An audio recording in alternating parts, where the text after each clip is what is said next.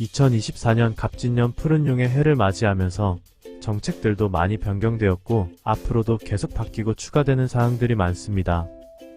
몰라서 피해보시는 분들이 없도록 새해에 알고 있으면 좋은 정보들을 모아서 정리해보았습니다. 2024년 알고 있으면 좋은 정보들. 2024년 대박띠, 호랑이띠, 닭띠, 돼지띠. 2024년 삼재띠, 쥐띠, 용띠, 원숭이띠. 2024년 공휴일 1월 1일 월요일 신정입니다. 2월 설 연휴가 2월 11일 일요일에 걸쳤기 때문에 12일이 대체 공휴일이 되어 설 연휴는 2월 9일 금요일부터 2월 10일 월요일까지입니다. 3월 1일 금요일 3일절입니다. 4월 10일 수요일 22대 국회의원 선거가 있습니다.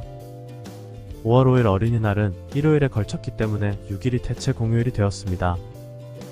그리고 5월 15일 수요일 부처님 오신 날이 있습니다. 6월 6일 목요일 현충일입니다. 7월에는 주말 빼고는 공휴일이 없습니다.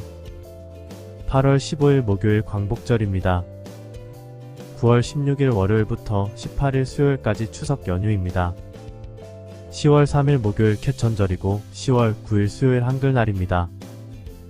11월에는 주말 빼고는 공휴일이 없습니다. 12월 25일 수요일 성탄절입니다.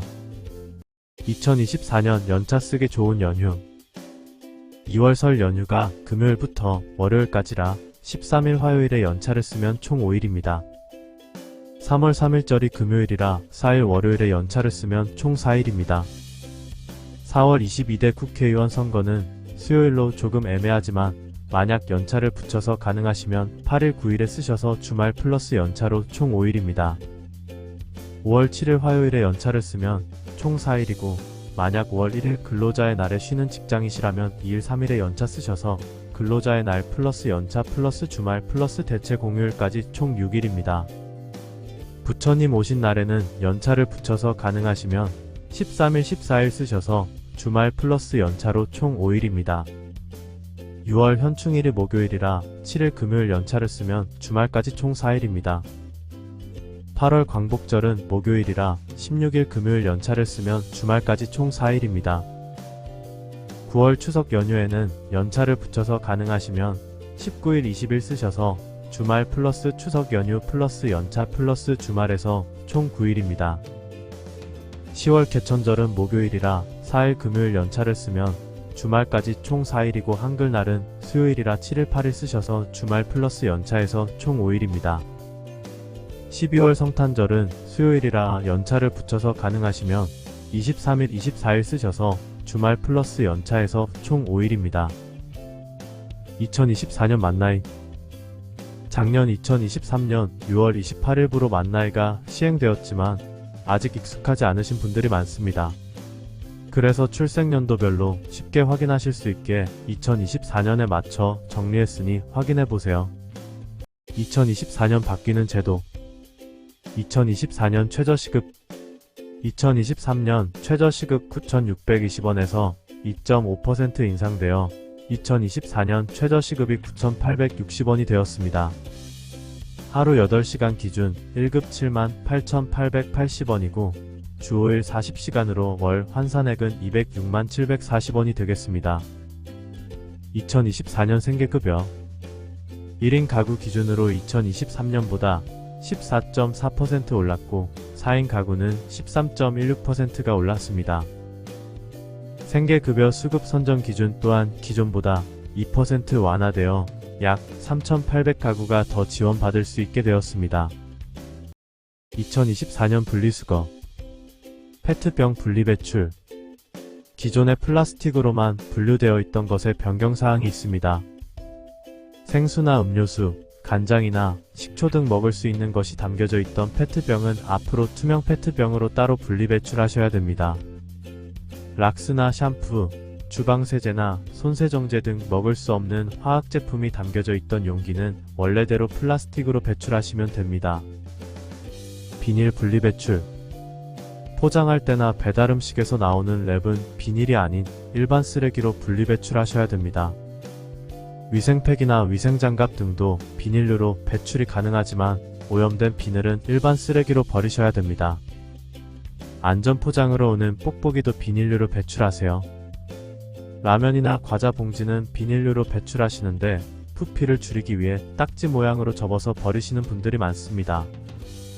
올해부터는 딱지 모양으로 배출하시면 과태료가 부과될 수 있으니 주의해야 합니다.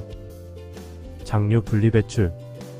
고추장, 된장, 쌈장 등 사람이 먹는 것들이라 생각하고 당연히 음식물 쓰레기로 생각하시는 분들이 많습니다. 음식물 쓰레기는 분해하여 퇴비나 가축의 사료 등으로 사용되기 때문에 동물의 섭취 가능 여부로 생각하시면 쉽습니다. 장류는 염도가 높아 가축의 사료로 활용할 수 없습니다. 그러니 양념이 되어 있는 음식물을 버릴 때에도 최대한 물에 헹궈서 버려야 합니다.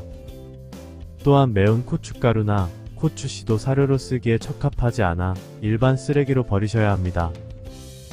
과일 껍질 분리 배출. 수박, 바나나, 귤, 사과, 복숭아 등 대부분의 과일 껍질은 대부분 음식물 쓰레기에 해당되며 일반 쓰레기로 버리면 과태료 대상이 됩니다.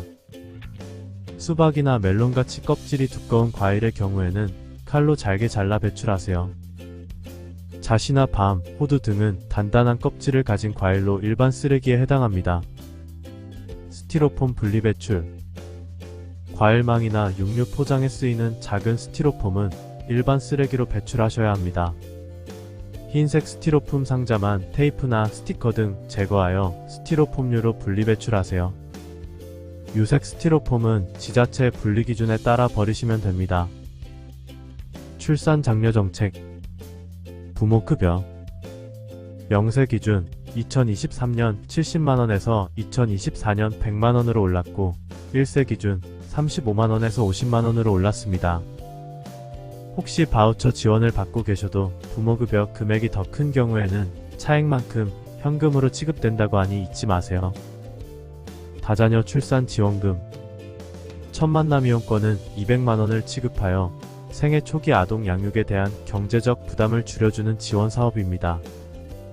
출산을 장려하기 위해 이 사업이 확대되어 2024년 1월 1일 이후 태어나는 둘째 이상 아동에게 다자녀 출산 지원금 300만원이 지급됩니다. 출생일로부터 1년간 사용 가능하며 이후 바우처가 자동 소멸되니 기간 내에 모두 사용하시길 바랍니다. 육아휴직급여.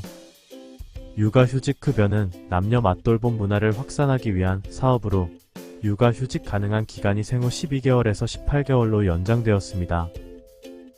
그리고 부모 한 명당 최대 3개월씩만 육아휴직을 쓸 수 있던 것이 한 명당 최대 6개월까지 쓸 수 있으며 급여 상한액이 월 최대 300만원에서 월 최대 450만원으로 인상되었습니다.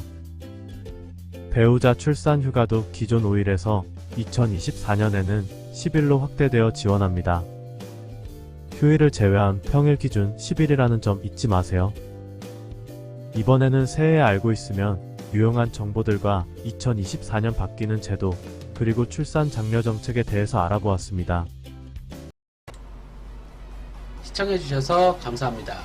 영상이 도움이 되셨다면 구독과 좋아요 부탁드립니다.